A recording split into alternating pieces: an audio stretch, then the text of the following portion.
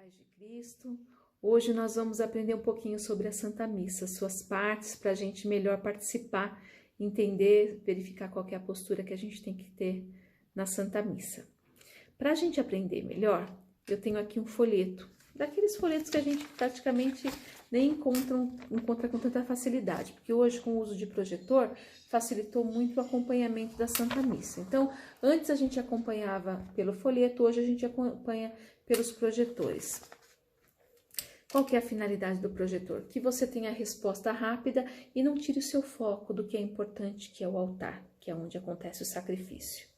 Então, nós temos na liturgia da igreja 3 anos litúrgicos, ano A, ano B e ano C. Por que são divididos em três anos? Porque a intenção é que a gente participando todos os domingos da missa durante 3 anos, a gente ouça os evangelhos dos 3 evangelistas sinóticos, que são Mateus, Marcos e Lucas. Então, quando a gente está vivendo, por exemplo, aqui nesse folheto é ano C, porque era do ano passado. Esse ano é ano A. O ano A é São Mateus. Então, vocês vão observar que os evangelhos proclamados, quando a gente chegar na parte do evangelho, vocês vão ver, eles vão ser proclamados do livro de São Mateus, no ano B de São Marcos e o ano C de São Lucas. Mas aí você pode me perguntar, e o que a gente faz com São João? São João nós vamos utilizar todos os anos, em festas, em solenidades e também muito na Semana Santa.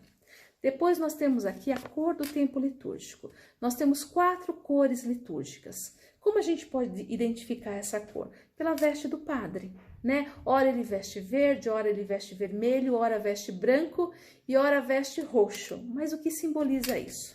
Vamos começar agora por esse tempo em que o padre está vestindo branco.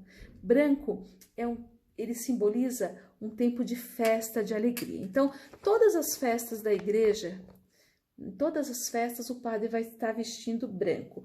Como nós ainda estamos no tempo da Páscoa, lembra que nós conversamos que são 50 dias, ele vai terminar em Pentecostes, então durante esses 50 dias o padre vai estar vestindo branco, porque é como se fosse Páscoa ainda. Então, esse tempo pascal, que é um tempo de alegria, o padre vai estar vestindo branco.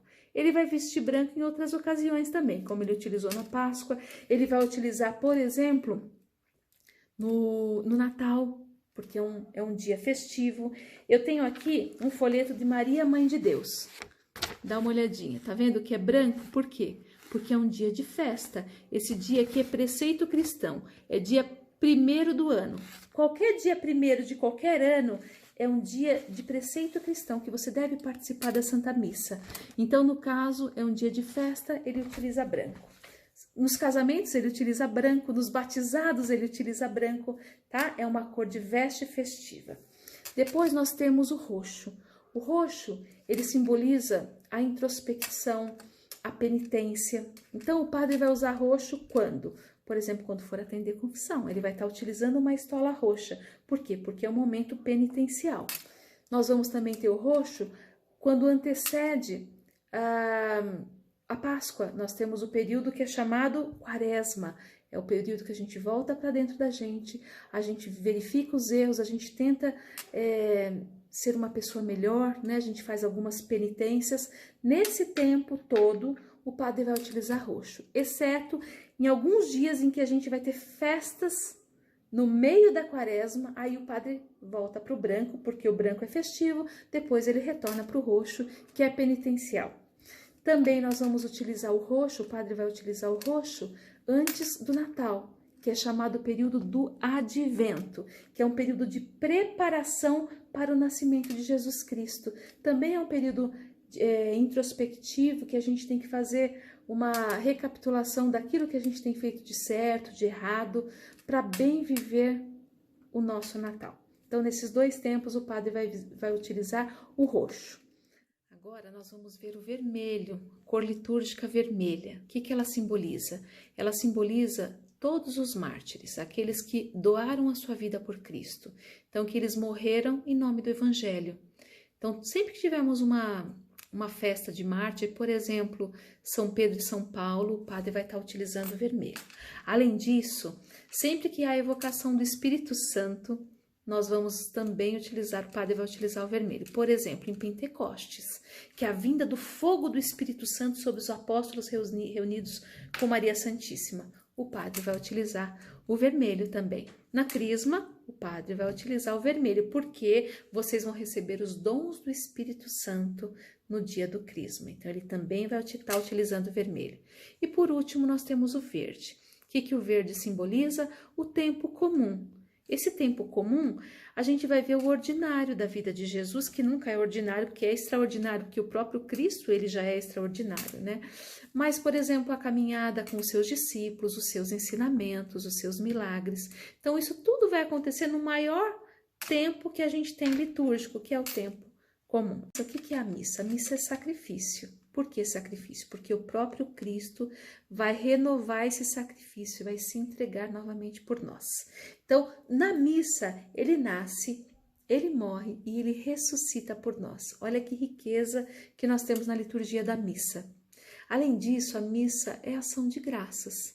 É o ato de você agradecer a esse Deus por ter enviado o seu Filho para nos salvar. A missa é também festa. Por isso que quando a gente vai iniciar a Santa Missa, existe primeiramente o comentarista fazendo um comentário breve daquilo que você vai viver durante essa celebração. Então, a gente tem que iniciar bem, já prestando atenção naquilo que a gente vai viver, porque as leituras são interligadas, tá? Elas vão falar entre si, uma complementa a outra. Então, essa prévia do comentário inicial é justamente para nos preparar daquilo que nós falaremos, daquilo que nós ouviremos durante a Santa Missa. Então, em pé, a gente acolhe o celebrante com muita alegria, porque é festa. O canto de entrada é sempre festivo. Por quê? Porque é uma grande festa que vai acontecer. Pois bem, depois terminado o canto de entrada, o padre vai fazer a acolhida, depois ele vai nos dar o momento e a oportunidade de pedir perdão dos nossos pecados, que é chamado ato penitencial. No ato penitencial, a gente tem que reconhecer os pecados leves, não pecados mortais. O que são pecados mortais? São aqueles que atentam contra os 10 mandamentos da lei de Deus. Se você pecou e você está com um pecado mortal na sua alma, você tem que procurar um sacerdote para se confessar. Mas se são aqueles pecadinhos leves que a gente sabe, aqueles pequenos vícios que nós temos, nós podemos confessar no ato penitencial para a alma ficar limpa para receber Jesus na Eucaristia. Pois bem, no término do ato penitencial, o padre vai nos absolver. Depois disso, nós teremos o Glória. O Glória só não é cantado ou rezado, ele deve ser cantado. Em alguns momentos ele vai ser rezado por falta de músicos, mas ele deve ser cantado, porque é um hino de louvor a Deus. Ele só não vai ser cantado quando estivermos no período do Advento ou da Quaresma. Todos os outros períodos nós cantamos o Glória. Terminado o Glória, nós vamos ter a oração da coleta. Essa oração da coleta é exatamente o momento em que nós devemos colocar as intenções da missa. Então, você pode depositar aí a sua intenção, sua ação de graças, agradecimento por alguma coisa boa que aconteceu, pedido por saúde ou pela alma de alguém. Você pode pedir ou você pode agradecer nesse momento. Coloque ali a sua intenção, que o Padre eleva aos céus e leva a Deus para que ele possa realizar ou para que ele possa receber esse agradecimento que você está colocando como intenção na missa. Pois bem, terminamos os ritos iniciais. Nós vamos iniciar a liturgia da palavra. Liturgia da palavra, Deus fala conosco. Então, enquanto estávamos em pé, de prontidão, nesse momento de festa e de alegria, o ato de estarmos de pé significa que estamos prontos, estamos à disposição, somos soldados, queremos saber aquilo que Cristo espera de nós, então estamos dispostos. Quando a gente senta, essa posição ela favorece a catequese. Então, quando sentamos na liturgia da palavra, é justamente isso, é para favorecer a nossa catequese, porque nós vamos ouvir as histórias que nos levam ao Salvador. Depois nós ouviremos a história do próprio Cristo, mas agora nós vamos ouvir aquelas leituras que nos levam ao Salvador. Então nós temos duas leituras. Em geral, a primeira leitura ela é tirada do Antigo Testamento e elas têm uma interligação. Então, você vai ver que uma vai tocar num tema, num assunto, que vai fazer uma ligação com a outra, embora elas sejam de tempos distantes diferentes. Por quê? Porque a gente sabe que o Antigo Testamento ele serve para quê? Para nos apontar para o Cristo que vai nascer no Novo Testamento. Então, a gente vai ter a primeira leitura do Antigo Testamento, sempre sentado, favorecendo a nossa catequese. Então, a gente tem que ouvir, participar, aquilo tem que entrar no nosso coração. Depois nós vamos ter o Salmo, que é um canto a Deus, seja de súplica, de louvor, seja de pedido, né? Então, nós vamos elevar a nossa oração a Deus. Esse Salmo responsorial, ele é tirado justamente do livro dos Salmos na Bíblia. E também vai estar relacionado às leituras do dia. Depois nós vamos ter a segunda leitura. Só não teremos duas leituras quando nós participarmos da missa durante a semana, que é uma missa mais breve e curta, então nós omitimos o Glória, omitimos também a segunda leitura, só teremos uma. Então, durante o domingo, sim, no domingo, que é o dia festivo, o dia do Senhor, nós temos a missa completa. Então, nós vamos ter a segunda leitura, que é tirada geralmente do Novo Testamento. Depois disso, nós vamos aclamar o nosso Senhor. Então, prontos a receber o nosso Cristo, de pé, de prontidão para ouvir e saber o que Ele quer nos falar diretamente.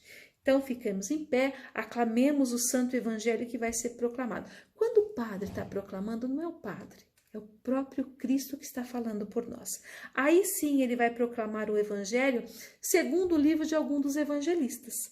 Então, nesse ano, que é o ano A, nós já sabemos que ele vai pegar o Evangelho de São Mateus. Aí no próximo ano vai pegar São Marcos e no outro ano vai pegar São Lucas, como acabamos de aprender os anos litúrgicos. Então, temos que ter toda a atenção direcionados para o Padre, que é o próprio Jesus Cristo que fala por nós.